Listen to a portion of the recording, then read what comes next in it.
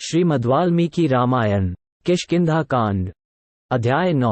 सुग्रीव का श्री रामचंद्र जी को वाली के साथ अपने वैर होने का कारण बताना। रघुनंदना, वाली मेरे बड़े भाई हैं। उनमें शत्रुओं का संहार करने की शक्ति है। मेरे पिता ऋक्षरजा उनको बहुत मानते थे। वैर से पहले मेरे मन में भी उनके प्रति आदर का भाव था। पिता की मृत्यु के पश्चात मंत्रियों ने उन्हें ज्येष्ठ समझकर वानरों का राजा बनाया। वे सबको बड़े प्रिय थे, इसीलिए किष्किंधा के राज्य पर प्रतिष्ठित किए गए थे।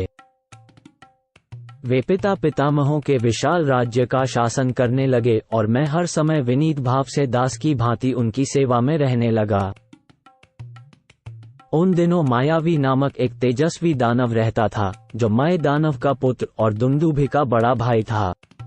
उसके साथ वाली का स्त्री के कारण बहुत बड़ा वैर हो गया था। एक दिन आधी रात के समय जब सब लोग सो गए, मायावी किष्किंधापुरी के दरवाजे पर आया और क्रोध से भरकर गर्जने तथा वाली को युद्ध के लिए ललकारने लगा। उस समय मेरे भाई सो रहे थे। उसका भैरव नाद सुनकर उनकी नींद खुल गई। उनसे उस राक्षस की ललकार सही नहीं गई, अतः वे तत्काल वेगपूर्वक घर से निकले। जब वे क्रोध करके उस श्रेष्ठ असुर को मारने के लिए निकले, उस समय मैंने तथा अंतपुर की स्त्रियों ने पैरों पड़कर उन्हें जाने से रोका। परंतु महाबली वाली हम सबको हटाकर निकल पड़े। तब मैं भी स्नेहवश वाली के साथ ही बाहर निकला।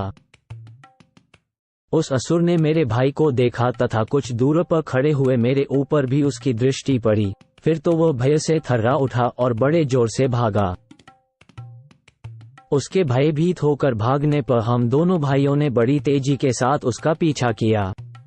उस समय उदित हुए चंद्रमा ने हमारे मार्ग को भी प्रकाशित कर दिया था।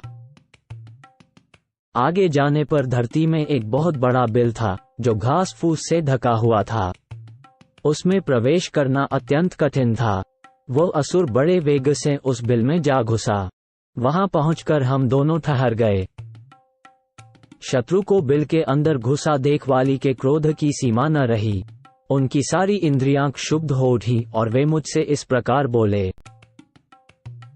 सुग्रीव, जब तक मैं इस बिल के भीतर प्रवेश करके युद्ध में शत्रु को मारता हूं, तब तक तुम आज इसके दरवाजे पर सावधानी से खड़े रहो।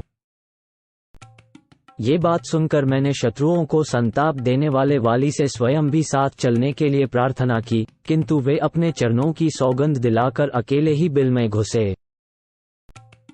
बिल के भीतर गए हुए उन्हें 1 साल से अधिक समय बीत गया और बिल के दरवाजे पर खड़े खड़े मेरा भी उतना ही समय निकल गया। जब इतने दिनों तक मुझे भाई का दर्शन नहीं हुआ, तब मैंने समझा कि मेरे भाई इस गुफा में ही कहीं खो गए। उस समय भ्रात स्नेह के कारण मेरा हृदय व्याकुल हो उठा। मेरे मन में उनके मारे जाने की शंका होने लगी। तदनंतर दीर्घकाल के पश्चात उस बिल से सहसा फेन सहित खून की धारा निकली। उसे देखकर मैं बहुत दुखी हो गया। इतने ही में गरजते हुए असुरों की आवाज भी मेरे कानों में पड़ी। युद्ध में लगे हुए मेरे बड़े भाई भी गरजना कर रहे थे, किंतु उनकी आवाज मैं नहीं सुन सका। इन सब चिन्हों को देखकर बुद्धि द्वारा विचार करने पर मैं इस निश्चय पर पहुंचा कि मेरे बड़े भाई मारे गए। फिर तो उस गुफा के दरवाजे पर मैंने पर्वत के समान एक पत्थर की चट्टान रख दी और उसे बंद करके भाई को जलांजलि दे शोक से व्याकुल हुआ मैं किष्किंधापुरी में लौट आया। यद्यपि मैं इस यथार्थ बात को छिपा रहा था, तथापि मंत्रियों ने यत्न करके सुन लिया। तब उन सब ने मिलकर मुझे राज्य पर अभिषिक्त कर दिया। रघुनंदना, मैं न्यायपूर्वक राज्य का संचालन करने लगा। इसी समय अपने शत्रुभूत उस दानव को मारकर वानर राज वाली घर लौटे। लौटने पर मुझे राज्य पर अभिषिक्त हुआ देख उनकी आंखें क्रोध से लाल हो गईं। मेरे मंत्रियों को उन्होंने कैद कर लिया और उन्हें कठोर बातें सुनाईं। रघुवीर, यद्यपि मैं स्वयं भी उस पापी को कैद करने में समर्थ था, तो भी भाई के प्रति गुरुभाव होने के कारण मेरी बुद्धि में ऐसा विचार नहीं हुआ। इस प्रकार शत्रु का वध करके मेरे भाई ने उस समय नगर में प्रवेश किया। उन महात्मा का सम्मान करते हुए मैंने यथोचित रूप से उनके चरणों में मस्तक झुकाया तो भी उन्होंने प्रसन्नचित्त से मुझे आशीर्वाद नहीं दिया। प्रभो, मैंने भाई के सामने झुककर अपने मस्तक के मुकुट से उनके दोनों चरणों का स्पर्श किया तो भी क्रोध के कारण वाली मुझ पर प्रसन्न नहीं हुए।